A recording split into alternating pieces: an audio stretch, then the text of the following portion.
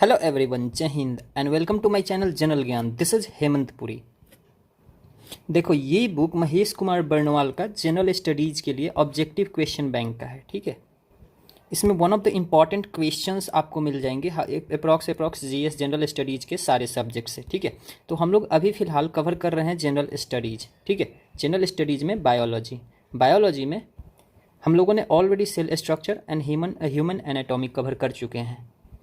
आज हमें करना है फोटोसिंथेसिस। ठीक है, तो देखो, cell structure and human anatomy के दोनों वीडियोज आपको इसी वीडियो के डिस्क्रिप्शन में लिंक मिल जाएगा इन दोनों वीडियोज़ के। ठीक है, उस पर आप क्लिक करके इन दोनों को देख सकते हो।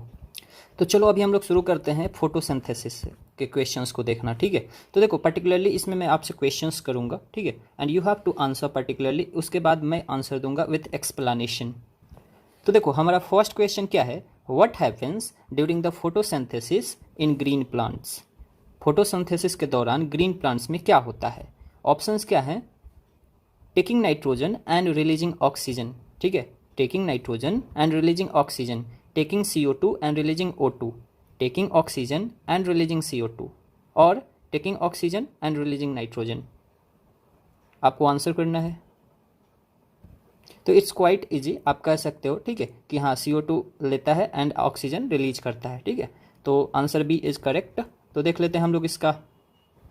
तो देखो क्या है, photosynthesis is the process by which green plants and certain other organisms transform light energy into chemical energy by taking in water from roots and carbon dioxide and sunlight from air.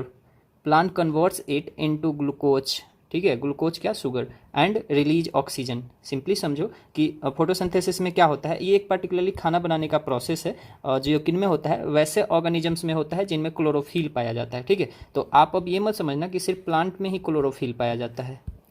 Algae में भी क्या होता है? Chlorophyll पाया जाता है। ठीक है, तो देखो, कोई भी हो, जस्ट क्या उनमें क्लोरोफिल होना चाहिए। ठीक है, तो देखो, अब इसका हम अगर रिएक्शन दिखाएं तो देखो, ये CO2 लेता है। ठीक है, एक सेकेंड, CO2 लेता है। ठीक है, और H2O के साथ इसको मतलब प्रोसेस करके पर्टिकुलरली सनलाइट एंड क्लोरोफिल के प्रेजेंस में इसको ग्लूकोज में तोड़ देता है एंड O2 निकाल देता है। ठीक है, चूंकि ये बैलेंस किया हुआ है तो देख सकते हो यहाँ 6 लगाया हुआ है, यहाँ 12 लगाया हुआ है, यहाँ 6 लगाया हुआ है। ठीक है, तो क्या है, 6 CO2 plus 12 H2O sunlight and chlorophyll के प्रेजेंस में क्या करता है? ये तोड़ देता है उसको किस चीज़ में? C6H12 and O6 plus 6H2 plus 6O2।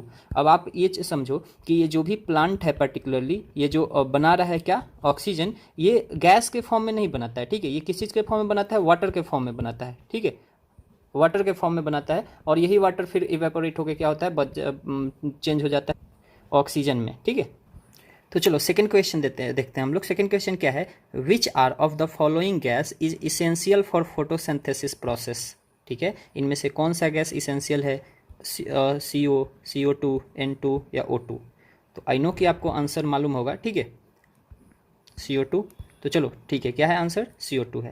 देखो, तो पर्टिकुलरली क्या है? Photosynthesis is the process by which green plants utilize CO2 and water in the presence of sunlight to form glucose and oxygen. ठीक है, ग्लूकोज एंड ऑक्सीजन बनाने के लिए। Third question हम लोग देखें क्या। ठीक है, थर्ड क्वेश्चन क्या है कि oxygen which is liberated during photosynthesis comes from which of the following?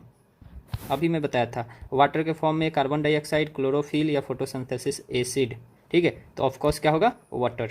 Water होगा। ठीक है, तो देखो, in the process of photosynthesis photolysis, क्या? Photolysis of water is the main source of oxygen. Photolysis is defined as splitting of H2O।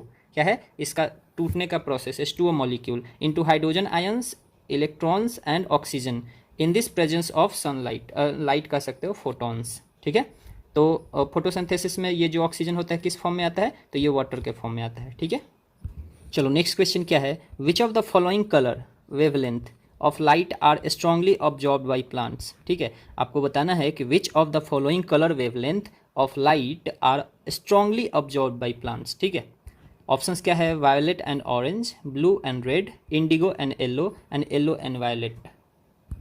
तो सही answer क्या है? Blue and red. ठीक है, क्या है? Blue and red.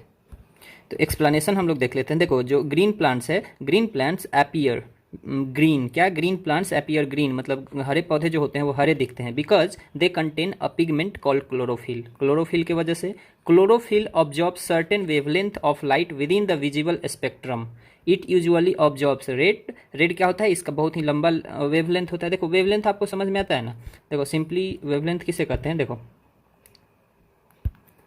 ये मैं थोड़ा जूम करता हूँ या फिर आप इधर देखो, ठीक है।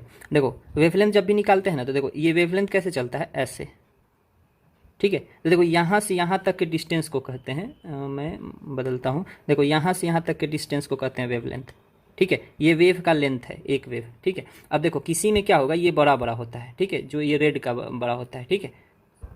एंड ये ब्लू का ना छोटा होता है, देखो ब्लू वाला ऐसे जाएगा, ठीक है। तो देखो इसका वेवलेंथ कितना हुआ, इतना ही हुआ, ठीक है।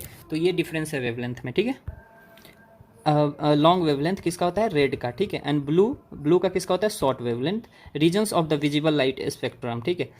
Green lights is not absorb but reflected making the plant green look green, ठीक है। तो देखो जैसे देखो ये मान लो कि ये तो चूंकि स्क्रीन है आपका, तो इसलिए आपको रेड दिख रहा है, ठीक है। अगर मान लो कोई ये ऑब्जेक्ट होता, तो जब भी लाइट आती है तो इसमें 7 कलर्स होते हैं, ठीक है। तो जो ये जिस कलर की होती है ना, उस कलर को रिफ्लेक्ट कर देती है, बाद बाकी कलर्स को ये ऑब्जॉर्व कर लेती है। इसी वजह से हमको क्या दिखता है, रेड कलर का दिखता है, ठीक है। जैसे मान लो कि अभी आपके सामने को आप जैसे कोई क्लॉथ पहने हो, ठीक है, वो रेड इन कलर है, तो वो रेड क्यों दिख रहा है, क्योंकि वो 6 लाइट्स को ऑब्जॉर्व कर रही है और सिर्फ रेड लाइट्स को रिफ्लेक्ट कर रही है, ठीक है।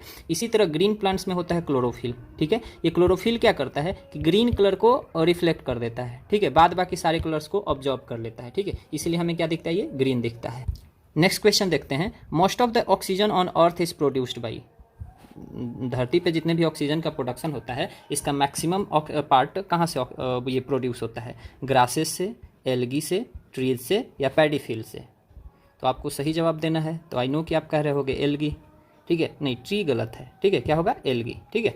तो सही आंसर क्या है, एल्गी। देखो it is observe that 50 to 85% of oxygen in the earth atmosphere is produced by phytoplankton, ठीक है। और फाइटोप्लैंक्टन किसको कहते हैं, एल्गी को ही कहते हैं। And released into the water, the rest is produced via the photosynthesis on land by trees, shrubs, grasses and other plants, ठीक है। तो देख सकते हो 50 to 80% जो ऑक्सीजन का टोटल प्रोडक्शन का जो परसेंटेज होता है, ये फाइटोप्लैंक्टन के द्वारा प्रोड्यूस किया जाता है, जिसको क्या कहते हैं, एल्गी भी कहते हैं, ठीक है। नेक्स्ट क्वेश्चन क्या है, photosynthesis occurs in which of these, ठीक है, किस में से होता है, न्यूक्लियस, माइटोकॉन्ड्रिया, क्लोरोफिल या पेरिऑक्सीसोम,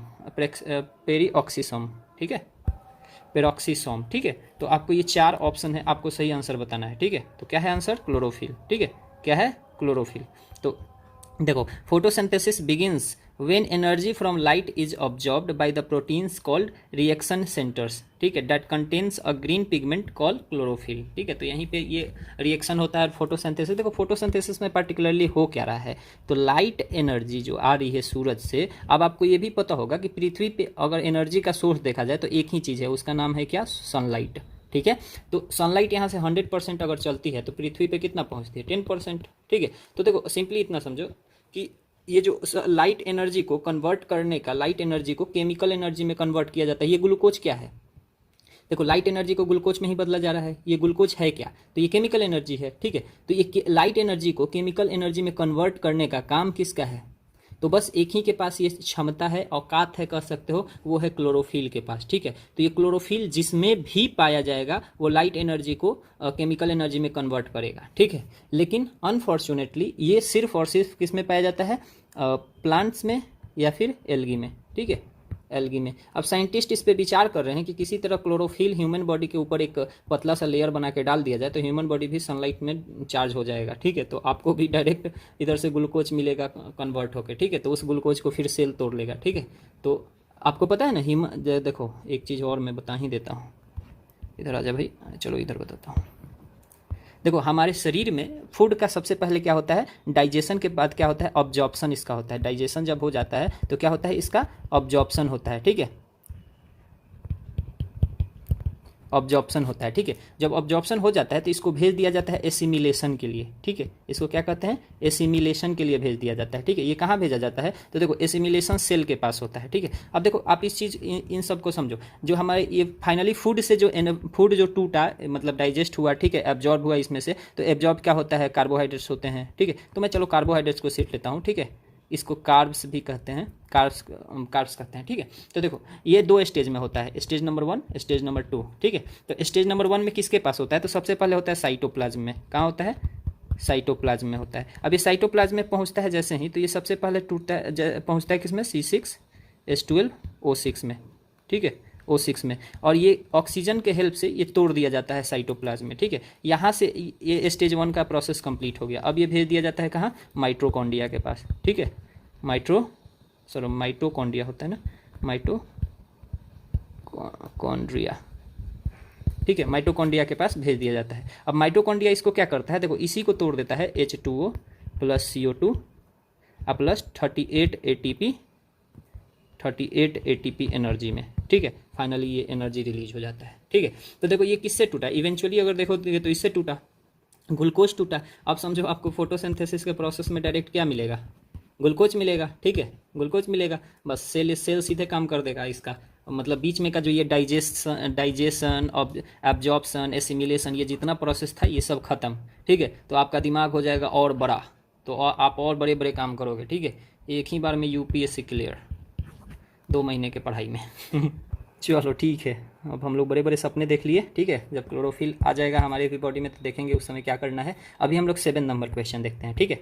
तो 7 नंबर क्वेश्चन क्या है, artificial light can lead to which of these, artificial light can lead to which of these, destroy chlorophyll, synthesize chlorophyll, bring about photosynthesis, not bring about photosynthesis, ठीक है। ये artificial light होता है, ये chlorophyll को destroy करता है क्या, या फिर क्लोरोफिल को सिंथेसाइज करता है क्या, या फोटोसिंथेसिस शुरू कर देता है क्या, या फिर फोटोसिंथेसिस नहीं शुरू करता है, क्या होगा। तो सही आंसर है C, ठीक है। देखो ये फोटोसिंथेसिस शुरू कर देता है, ठीक है। लेकिन देखो ये मैटर करेगा ना कि कितना ज़्यादा या कितना कम फोटोसिंथेसिस हो रहा है, ठीक है। तो देखो artificial light can bring out photosynthesis as photon from the sun may be different from the emitted by light bulb but may only be difference in intensity और colour, however the rate at which photosynthesis occurs is dependent on the spectral emission of the light source, ठीक है। ये देखो spectral emission होता है, अब ये थोड़ा सा डीप में चला जाएगा, नहीं तो मैं आपको इतना बता देगा। आप देखो आप प्रिज्म वाला अगर बचपन में पढ़े होगे, ठीक है, एनसीईआरटी में, तो जब एक लाइट आती है तो इधर से इवेंचुअली ये 7 कलर्स में बढ़ जाता है, ठीक है, 7 कलर्स में बढ़ जाता है, तो इसी को कहते हैं स्पेक्ट्रम, ठीक है। तो ये मैटर यहाँ करेगा कि ये जो लाइट सोर्स से आ रहा है ये स्पेक्ट्रम में कितना मतलब हाई इंटेंसिटी दे जा रहा है, ठीक है। तो उस पर ये इसी को कहते हैं स्पेक्ट्रल इमिशन, ठीक है। तो इस पर ये डिपेंड करेगा कि ये कितना हाई है या कितना लो है, ठीक है। तो हम लोग 7 क्वेश्चन कर चुके हैं, 8 क्वेश्चन की तरफ बढ़ते हुए। तो देखो 8वां नंबर क्वेश्चन क्या है, 8वां, हाँ, phloem in plants is mainly responsible for, आपको बताना है फ्लोएम प्लांट्स में मेनली किस चीज़ के लिए रिस्पॉन्सिबल है, ट्रांसपोर्टेशन ऑफ फूड के लिए, या ट्रांसपोर्टेशन ऑफ एमिनो एसिड के लिए, या ट्रांसपोर्टेशन ऑफ ऑक्सीजन के लिए, या फिर ट्रांसपोर्टेशन ऑफ वाटर के लिए। तो आपको पता है फ्लोएम सिर्फ फूड, ठीक है, ये तो सब कोई जानता है, फ्लोएम मतलब फूड, देखो फॉ, ठीक है। तो ये ट्रांसपोर्टेशन ऑफ फूड के लिए रिस्पॉन्सिबल है, ठीक है। देखो phloem also called bast is a tissue in plant that transport food made in the leaves to all parts of the plant, whereas xylem, देखो जल है ना, जाइलम जल is concerned with the transportation of water, ठीक है। Okay, next question है हमारा, इसको थोड़ा सा जूम आउट करता हूँ so that you can see the question and options clearly, ठीक है। तो देखो तो क्वेश्चन क्या है, with reference to photosynthesis compared with cellular respiration which of the following statements are correct, ठीक है। आपको 2 चीज़ में कंपेयर करना है, फोटोसिंथेसिस एंड सेल्यूलर रिस्पिरेशन में, ठीक है।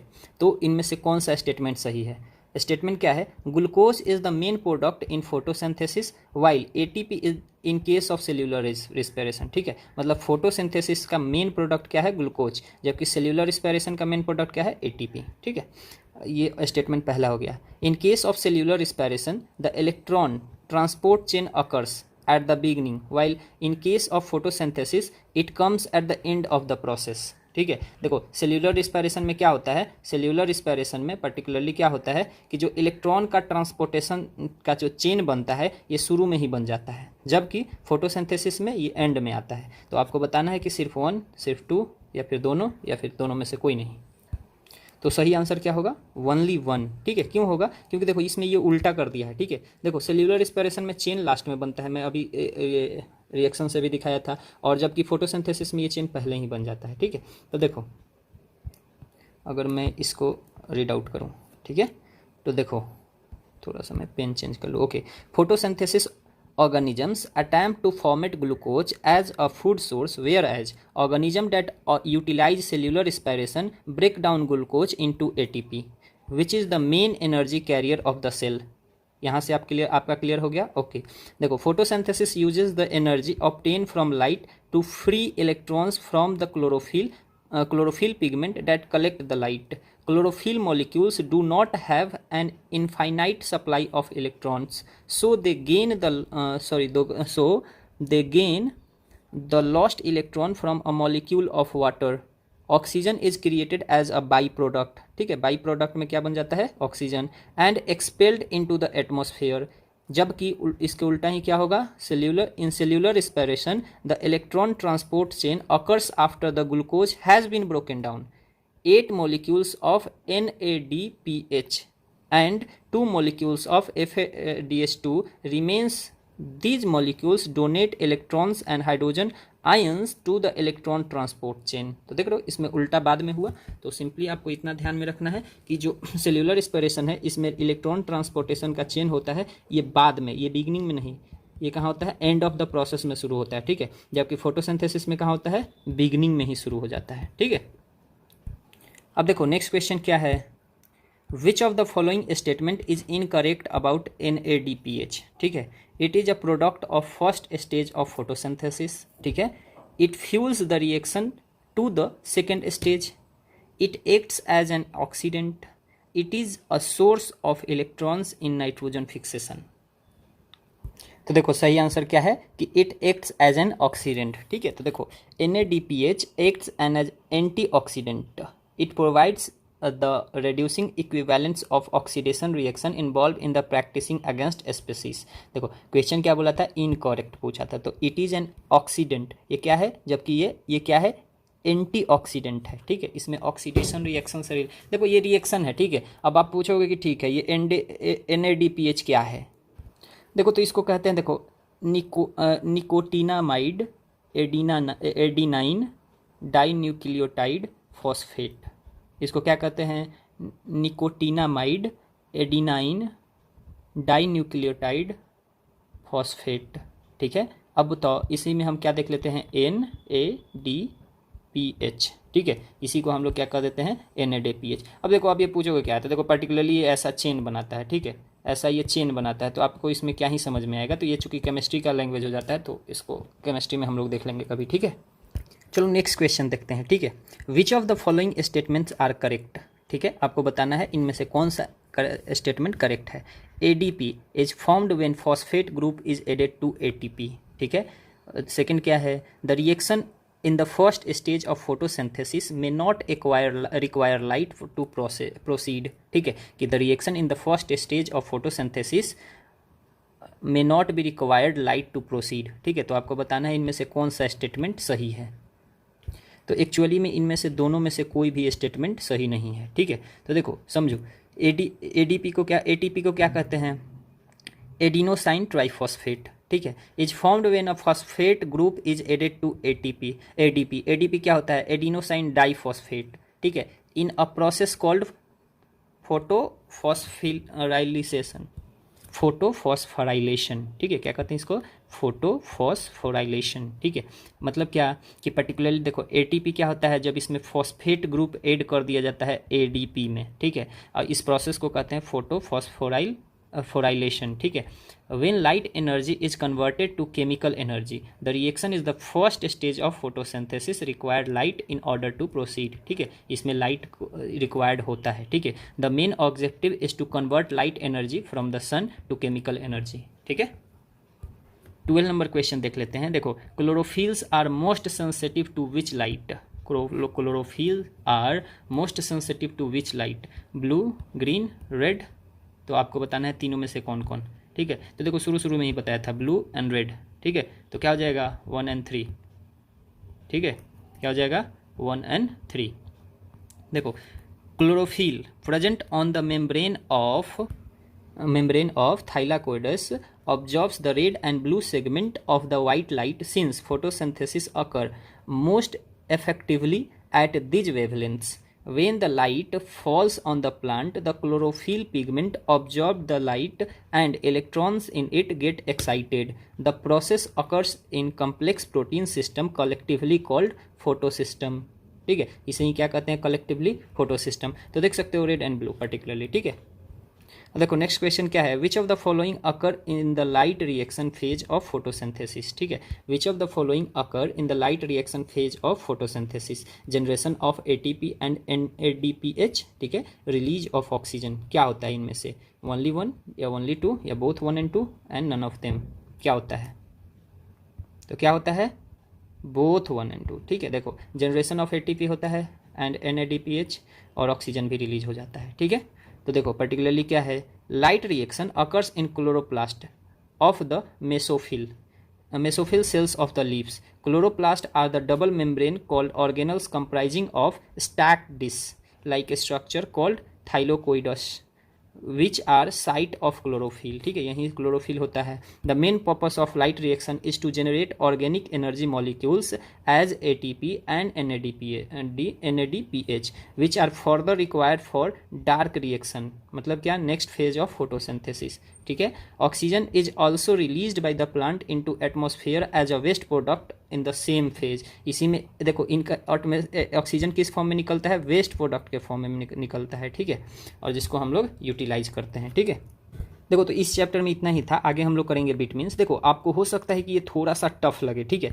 लेकिन अगर आप लास्ट तक बैठे हो तो इसका मतलब है कि आप सिंसियर हो। ठीक है, मैं ये बात शुरू में भी बता सकता था, लेकिन लास्ट में इसलिए बता रहा हूँ कि आपका सिंसियरिटी है, तभी आप लास्ट तक बैठे हो। तो देखो क्या होता है जनरली कि टीचर्स मैं नहीं बोलूँगा, लेकिन कोई भी यूट्यूब पे या फिर ऑनलाइन क्लासेस में आते हैं, 4, 5, 20, 25, 100 इवन के क्वेश्चन प्रैक्टिस करवा देंगे वो आपको बायोलॉजी से। लेकिन पता है क्या कि वो कहाँ से पूछे, क्या वो सिलेबस को मैच कर रहा है क्या। आपका जो भी एग्जाम है वो सिंपली कह देता है कि मैं बायोलॉजी पूछूंगा और उसमें बायोलॉजी में ये सब चैप्टर्स के नाम लिख देते हैं। ठीक है, अब आप सोच के देखो कि फोटोसिंथेसिस पार्टिकुलरली चैप्टर से आपको रिवाइज कौन करवा रहे हैं। ठीक है, तो यहाँ हो जाता है प्रॉब्लम। इसलिए ये जो सिस्टमेटिक स्टडी है ना, एकदम आप जितने भी सिलेबस में दिया है सबको पढ़ के जाइए, तभी इवेंचुअली क्या है। अब देखो जैसे मैं इसमें बोल रहा हूँ, जो भी आपको मैं बता रहा हूँ, इसमें देखो मैं एक्सप्लेनेशंस के साथ बता रहा हूँ, सो दैट व्हाट कि एक क्वेश्चन के साथ साथ 3 और क्वेश्चन आपका प्रिपेयर हो रहा है। ठीक है, तो this is the best way for preparing for examination particularly. ठीक है, तो आप ऐसे कर सकते हो। ठीक है, और पर्टिकुलरली जो नॉन सीरियस हैं उनको क्या है, just they have to watch the thumbnail and 2 second 2 minute 4 minute देखे और फिर चले गए, तो that is not going to help you particularly. ठीक है, from wherever the part, particularly किसी भी पार्ट से हो आप इंडिया के, आई डोंट नो, एंड आप इस वीडियो को कब देखोगे इवन आई डोंट नो। ठीक है, लेकिन एक चीज़ आप समझ के चलो कि this is the best method. I have also done particularly, शुरू में मैं भी जब पढ़ता था तो कहीं से 20 क्वेश्चन उठा के पढ़ लिया बायोलॉजी का, कहीं से 50 पढ़ लिया। इवन कि मुझे याद है कि कभी कभी मैं 200 क्वेश्चन रट जाता था। ठीक है, लेकिन उससे फाइनली एग्जाम में 2-4 क्वेश्चन मुश्किल से हो गया तो हो गया। तो systematic study is the best study, इसी को कहते हैं राइट अप्रोच। ठीक है, तो आपको कोई भी काम करने के लिए राइट अप्रोच लगाना पड़ेगा। ठीक है, तो देखो पर्टिकुलरली इस चैप्टर में इतना ही था। मिलते हैं अगले वीडियो में, उसमें हम लोग देखेंगे न्यूट्रिएंट्स को, तो आप विटामिन्स को देखेंगे। ठीक है, तो आप अपना तब तक ध्यान रखिए। जय हिंद।